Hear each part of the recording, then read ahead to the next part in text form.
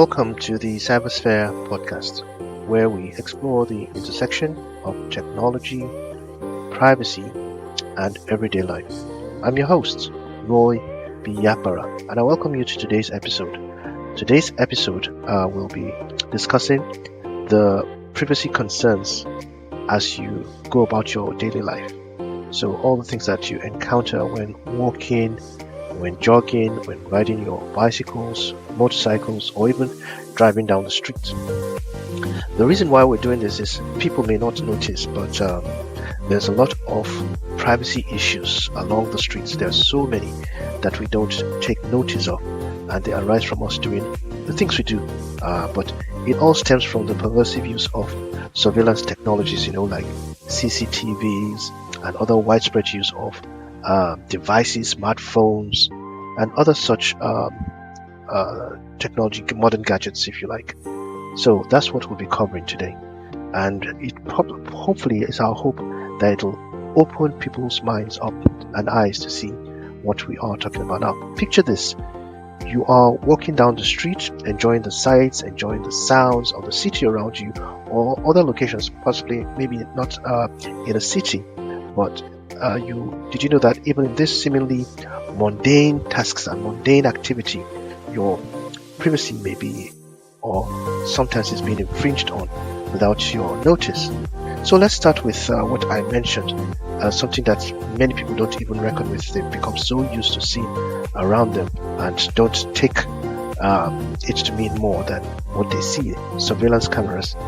Many streets in towns and cities around the world today are equipped with CCTV, closed circuit television. That's what we call CCTV cameras. They're everywhere, and some towns even have the title of the CCTV capital of the world, and that's because there are CCTVs everywhere, from street corners to storefronts. They silently watch, they record every person's move. It's good for security and safety, yes, but while these cameras serve to deter or enhance security in some aspects, maybe even deter crime, they also raise concerns about constant surveillance that is everywhere and on everyone without choice, and the potential for being invasive, monitoring every aspect of people's daily lives. Where does it stop? It's in public spaces, and even though, like we said, there's a need for security, safety, and maybe even investigations, there's that aspect of privacy that we also need to consider. And then, of course, in other parts, there are facial recognition technology. So while some others are what I call dumb CCTVs, there are others that are more intelligent, like facial recognition CCTVs. So many countries around the world now are implementing facial recognition systems that identify people in public spaces. So amongst a crowd, you can pick people up and actually identify them. Now, while proponents argue that it can help catch criminals and that it enhances security, other experts and critics, of course, warn of its potential for abuse and of invasion of privacy, which really it does. So you see, there are two sides of a coin, and each one has to be considered extensively. But it's not just the technology that poses a threat to privacy on the streets. Consider the data that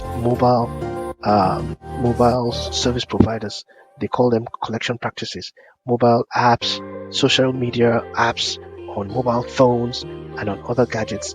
They use advertising companies.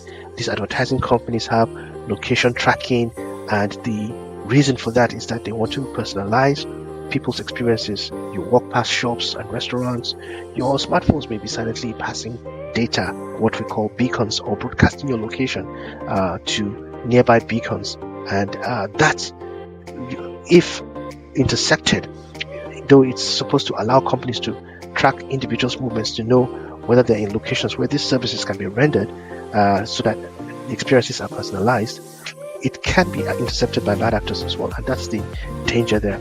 These services typically would claim to need the information for personalization and for customization and what they call user experience, but if the users don't want it, we can thrust it on those said users. So it should be something that is consciously agreed to and consented to than just being taken These smartphones, of course, are equipped with GPS. They also have Wi-Fi capabilities. So working together, the GPS and the Wi-Fi do that collection of location. Yeah, so like I said, this location data poses risks to personal privacy and to safety as well.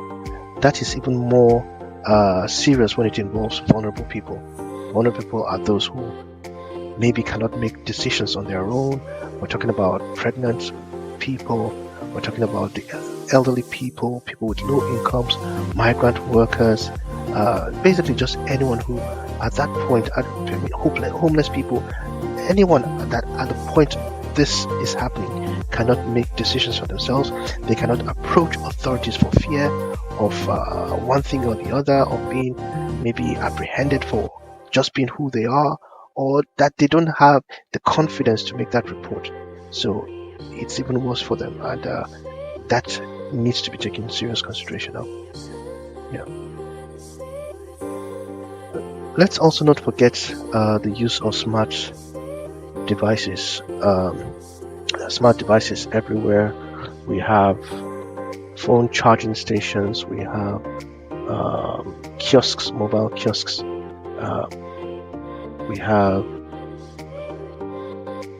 public Wi-Fi networks, what they call free networks. Nowadays you have charging points or ports in public transportation, in buses, in trains, and some of these of course would leave data on them, and this data can be collected for good and bad.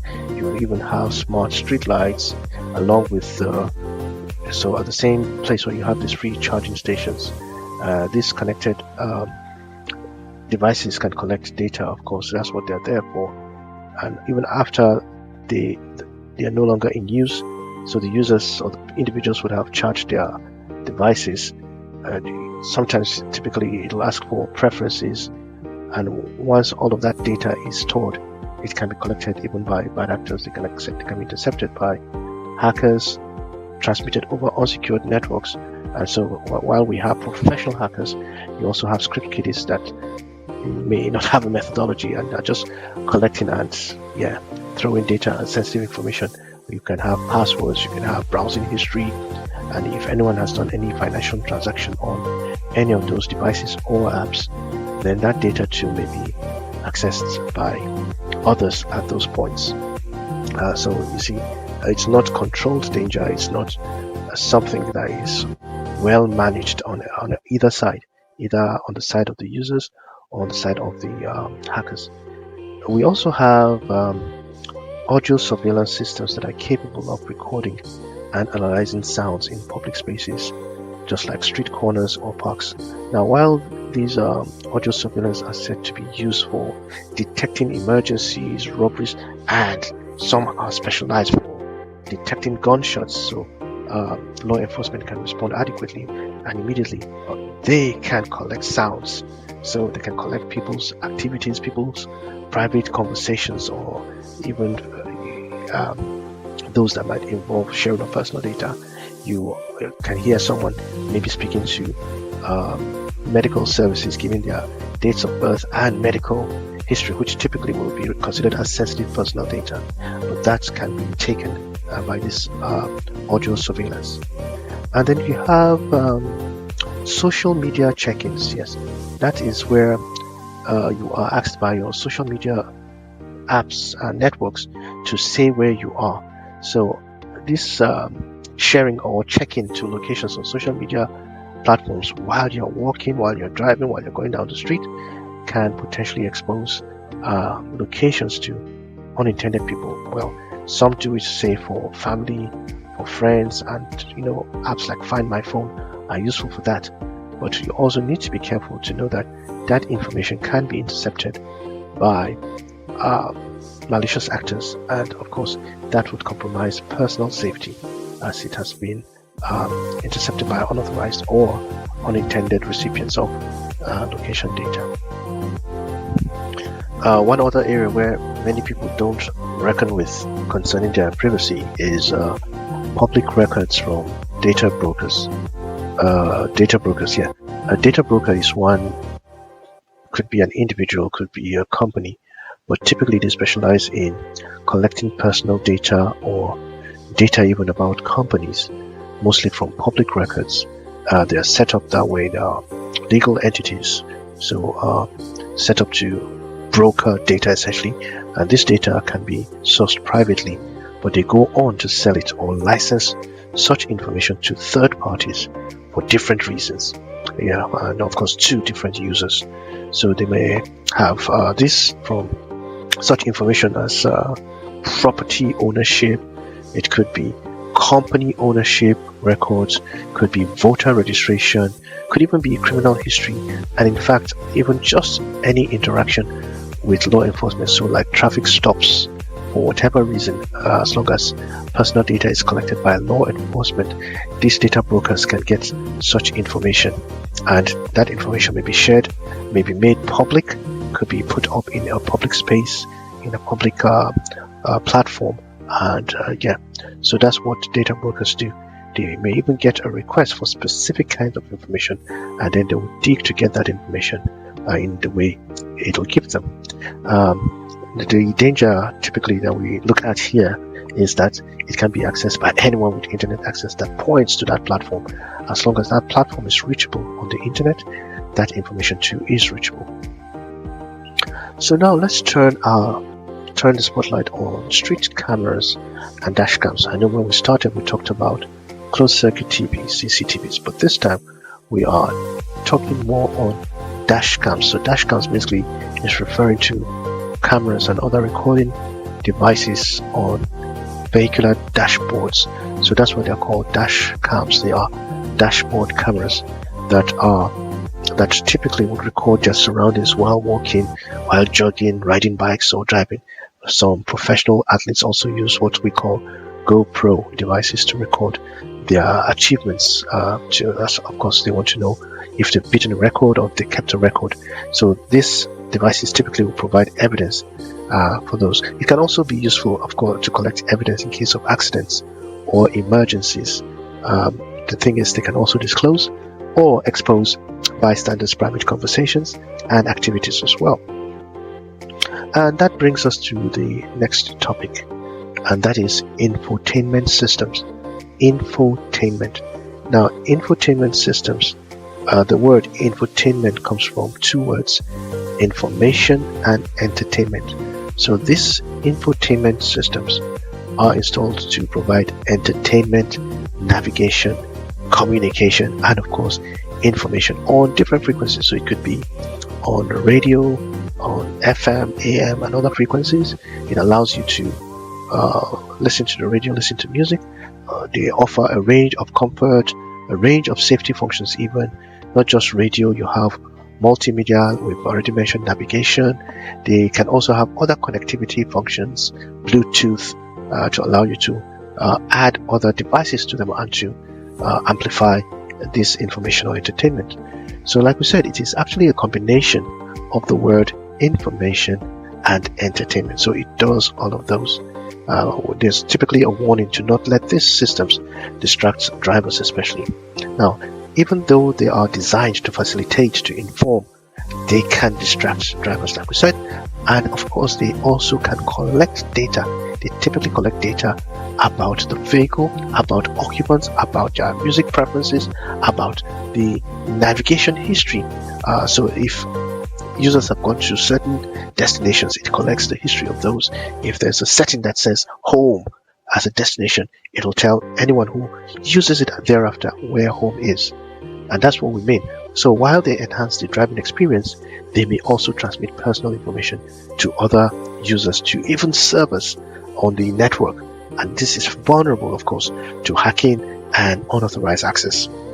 So that's the privacy angle we've just looked at. While there is the infotainment angle, there's also the risk angle that we must consider. And finally, we'll talk about remote monitoring and control. Some modern vehicles offer remote monitoring, and not just that, they also have control features. Now these allow the owners to remotely track and control their vehicles using mobile apps or web portals.